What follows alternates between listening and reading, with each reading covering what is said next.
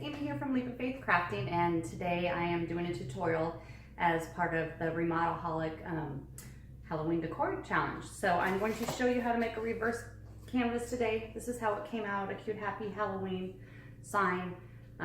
If you've never made one before, it is just comes out of actually a canvas just like this, and we're going to be removing the inside wood and painting that and putting this free SVG file that I have over on my blog that you can download and use, and we show you how to paint the moon and finish everything up.